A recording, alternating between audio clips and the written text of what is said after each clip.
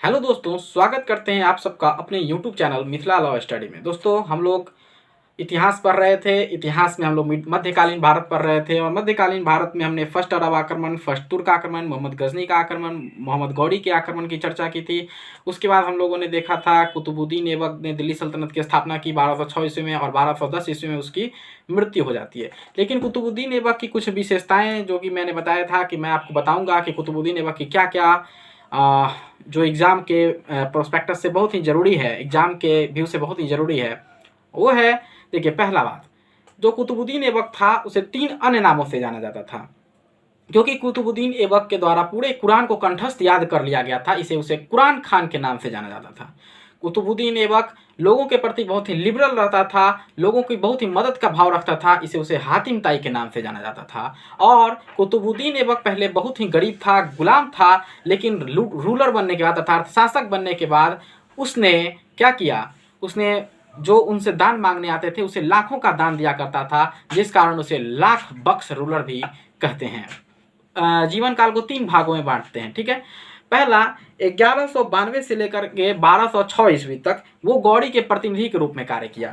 1206 से लेकर के 1208 ईस्वी तक मलिक या सिपाहलसार के रूप में कार्य करता है और 1208 से लेकर के 1210 तक उसने औपचारिक शासक के रूप में कार्य किया।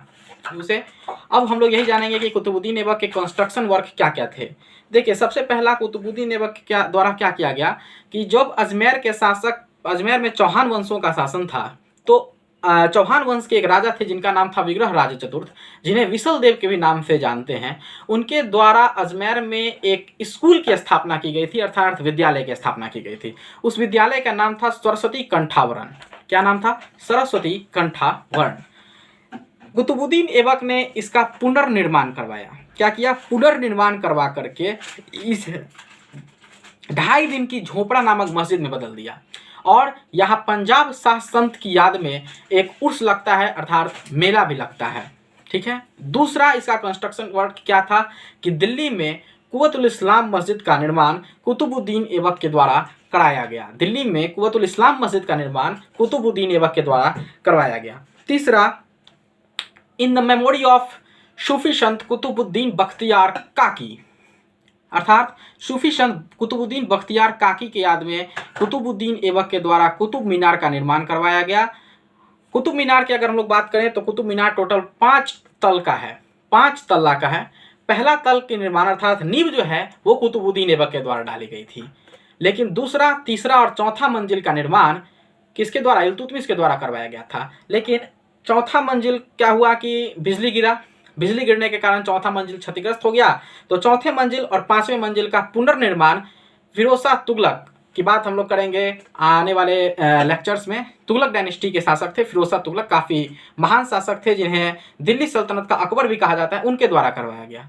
उसके बाद इसके फिर मरम्मत करवाया जाएगा सिकंदर लोदी के द्वारा, ठीक है। कुतुबुद्दीन ऐबक के द्वारा ये मतलब ये जो कुतुब मीनार है इसका टोटल हाइट अगर बात करें तो 73 मीटर अप्रॉक्स 239.5 फीट के अप्रॉक्स आएगा। इसके बाद से कुतुबुद्दीन ऐबक ने अपनी राजधानी लाहौर को ही बनाई हुई थी, लेकिन उसका मुख्यालय जो था वो दिल्ली में था। हाँ, तो चलिए दोस्तों, अब हम लोग अगले सेगमेंट में बात करेंगे कि इल्तुतमिश से शुरू करेंगे। कुतुबुद्दीन ऐबक के द्वारा हमने सारा चीज़ जान लिया कि कुतुबुद्दीन ऐबक के क्या क्या निर्माण कार्य थे, कुतुबुद्दीन ऐबक कौन था, कुतुबुद्दीन ऐबक एक गुलाम से राजा कैसे बना, ये भी हम लोगों ने जाना था पिछले वीडियो में। तो चलिए दोस्तों, जय हिंद।